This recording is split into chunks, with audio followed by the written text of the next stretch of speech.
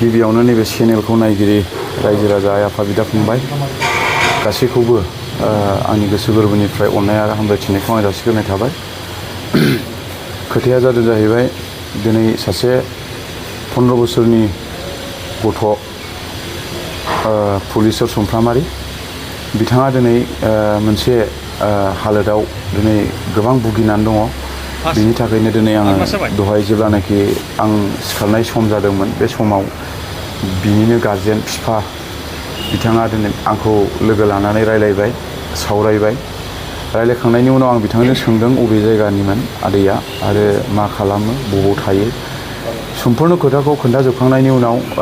गोसोआव आं बिराद दुखु मोनदों। दिनै बिथांनि उन सिगां रावबो गैया, खालि गावसोर सानै बिफा आरो गाव आरो फिसा सानैजोंल' थायो, बेबो मालायनि न'आव आरो मालायनि हायाव। दिनै बेफोरबायदिखौ आं खोनानानै आं बिराद दुखु मोनदों। दिनै आङो बिथांखौ बुंदों जे नोंनि पुलिसाव समफ्रामारि बिथां फंबाया अबाव दं होननानै खोन्थाबाय। क'क्राझार मेडिकेल कलेजाव दङ होननानै। दिनै आङो आंनि जि सेंग्राफोर टिम्स बिथांमोनखौ लानानै आं दा फैबाय आरो फैनानै नुफैबाय बिथांनि हालोदा बिराद गाज्रि आरो दासो देरफुनाय गथ'। बिनि थाखायनो आङो मोनसे सिन्था धारना खालामबाय जे बिथांखौ हानायखिनि आङो सहाय होगोन आरो सहाय होलांगोन आरो सहाय होनायजोंल' नङा, दिनै बिथांखौ आंल' नङा दिनै रायजो राजाफ्रा बयबो ओंखारनांगोन गावनि साननानै आरो गावनि फंबाय आरो गावनि फिसा बायदि साननानै दिनै ओंखारबोनांगोन। बे खामानिया सासे आरो सानैनि थाखायल' नङा, हायोब्ला हाजार हाजार मानसियानो दिनै मावनो हायो। मानसि मावनो हायै जेबो गैया। दिनै आङो बेखौनो खावलायनो सानदों, दिनै आं जाखिनि हायो बेखौ आं अनसुंथाइ होनो दिनै आं आवगायदों। खिन्थु दिनै आं रायजो राजाखौ आं बेखौनो खावलायदों दे बिथांमोनाबो जाखिनि हायो थाइसे थाइनैब्लाबो बिथांमोनाबो अननानै अनसुंथाइ होदो, जाहाथे बिथांनि जि 15 बोसोर बैसोनि दासो देरफुनाय बियो फरायनायाव आरो जौगाथायाव जाहाथे बिथाङा सानसे समाव बेफोरबायदि मोजां खामानियाव फैनानै बा मोजां हामनायखौ मोननानै जाहाथे जाथिनि थाखाय हारिनि थाखाय बिथाङाबो बेबायदि हालोदाव थानायखौ गोसोखांनायनि उनाव जाहाथे बिथाङाबो सासे मानसि सिबियारि समाज सिबियारि सासे जानो थाङो, बेखौ आं लुबैयो। आरो दिनै बिथांनि फादारा फोरमायनाय बायदिब्ला बिथाङा दिनै हाजिरा मावनानै जायो, 400 थाखा हाजिरा। दिनै बिथाङा गावनि फिसालानियावसो बाहायनो ना गावनि जानायखौसो बाहायनो ना गावनि थानायनि थाखायसो बे सिन्था खालामनो। बेनि थाखायनो आं खावलायदों दिनै रायजो राजा आइ आफा बिदा फंबाय, दिनै आंनि मोखांखौ नायामालानो दिनै इसोरनि मोखांखौ नायनानै बा गथ'नि मोखांखौ नायनानै बा बिसिनि गारजेननि अबस्थाखौ नायनानै जाहाथे बिथांमोनाबो जाखिनि हायो थाइसे थाइनैब्लाबो जाहाथे बिथांमोना सहाय होयो, जाहाथे आंजों लोगोसे बेफोरबायदिखौहाय मोननानै मोजां ट्रिटमेन्ट दिनै लानानै बिथाङा जाहाथे मोजां जागोन होननानै आं सानो। आरो आं मोनसे खावलायबावनाय, दिनै जोङो गोबां जायगायाव दिनै गोबां मानसिया बेरायनाय, दिनै गोबां जायगायाव दिनै बेरायनो थाखाय गारियाव थाव सोनाय, दिनै जानाय लोंनाय बेफोरबायदियाव दिनै जोङो थाखा फैसाखौ अनासारि जों दिनै बाहायो। नाथाय दिनै सासे मानसिनि जिबनखौ बासायनो थाखाय जों दिनै थाइसे थाइनै थाखाखौ जों मानि थाखाय होनो हाया? बेखौ आङो दिनै रायजो राजानि सिगाङाव आं बेखौ सोङो। दिनै 500 थाखाया जोंनि थाखाय गिदिर नङा। बबावबा क'क्राझारनिफ्राय बङाइगाव थाङोब्ला जोङो गारियाव 500 थाखा 1000 थाखानि दिनै जों थाव सोनानै थाङो। दिनै सासे मानसिनि जिबनखौ बासायनो थाखाय 500 1000 थाखा बा थाइसे थाइनैखौ जों मानो होनो हाया? बेखौ रायजो राजाफ्रा सिन्था खालाम। दिनै बिथां जाय मानसिनि न'खराव बे समस्याया जादों बिथाङासो मिथिगौ। आंबो बुंनो हाया जे आंनि न'खराव आं बे समस्याया जाया। दिनै सोरबायाबो बुंनो हाया जे बे समस्या आंनि न'खराव जाया। मालाबानि समाव दिनै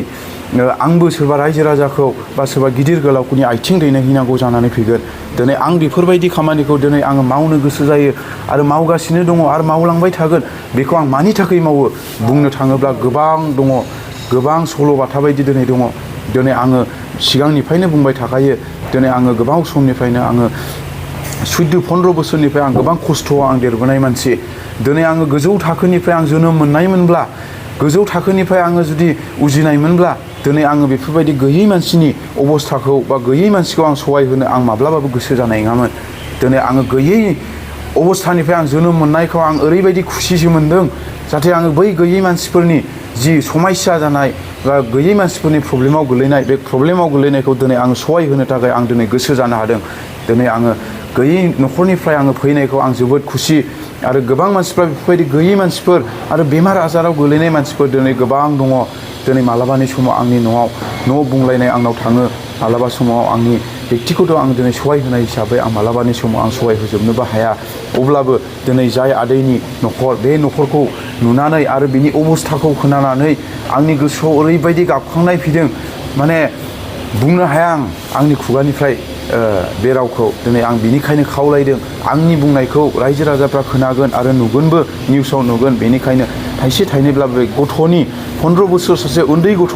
बिनि लाइफखौ दानानै होनो थाखाय बिनि जि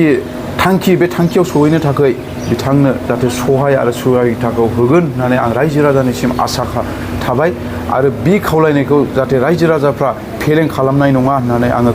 आसा दङ आरो जाय बिथांमोना बे अनसुंथाइ हरगोन बिथांमोना कमेन्टनि गेजेरजों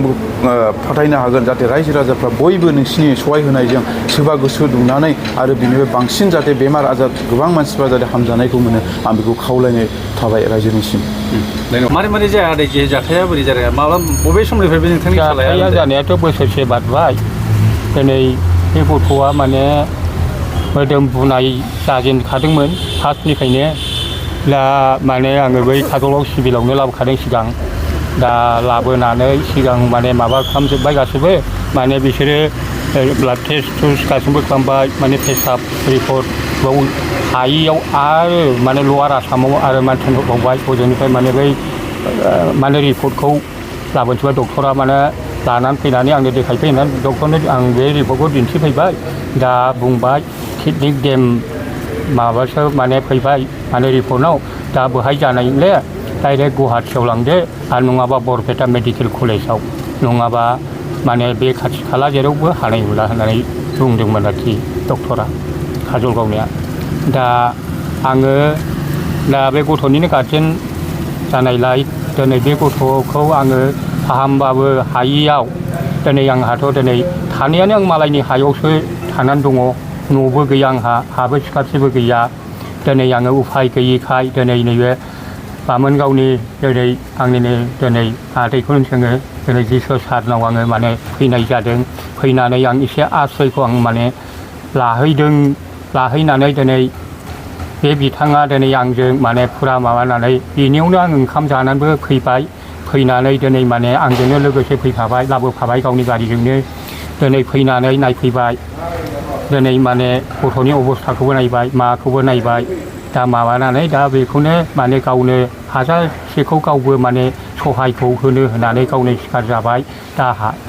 गावबो सहाजोबिखौ दा नै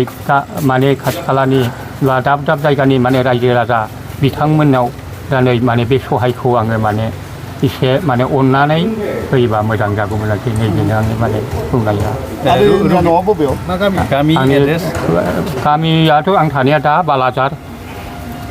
बालाजारावनो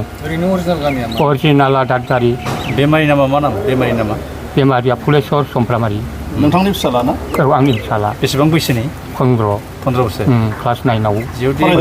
फरायगासिनो फुलेस्वर समफ्रामारि ओरैनो सोरबा दैदेनगिरिफोराव थांदों नामा? औ नोंथाङा जे सहायनि थाखाय सोर आं फेरेंगा सारनाव थांदोंमोन फेरेंगा सारा बुंनायलाय मैया थांदोंमोन आं फैसाथ' गैथ'वा सप्तासेनिसो उनाव खबर लाफिन होननानै बुंदोंमोन आं बुंबाय सार गथ'आथ' प्रेजेन्टआ माने सिरियासथार दिनै थैसो सोनांगौ होनना बुंदों डक्टरा दा आं बेनि थाखाय फैनाय जादोंमोन एसे थाबैनो खालामबा मोजां जागौमोन सार होननानै दा बुंदों दाथ' जेबो उफाय गैया जायखिया सप्तानैसोनि थानानै उनाव खबर लाफिन बिसोर बेबायदि खोथाखौ बुंदों आरोखि न'खराव सोर सोर दं न'खरावथ' दा बुंनो थाङोबा जों फिसानो दिनै बे गथ'नि बिमाया माने बोसोरथामानो जाबाय माने दिनै एसे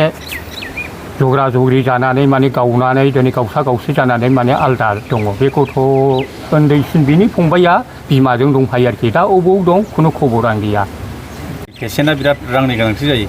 मा खालामनो सानो रायजो राजाफोरनिसिम नोंथाङा आङो माने बेनो किडनिनि माबाथ' दिनै थाइसे थाइनैजों जाया गैयाबाबो माने बेयावथ' खमसे खम 1.5 लिटार माने नांखागोन ओंखायनो आङो दिनै बे जिसु साराबोथ' बेखौ हारसिंथ' हाजोबा जानायखाय माने आं रायजो राजानिसिम नंखायनो मानोसो जाय बेसेबां अननानै माने होयो नैबेखौ आं एसे माने खावलायनाय जाहैबाय आरो बेनो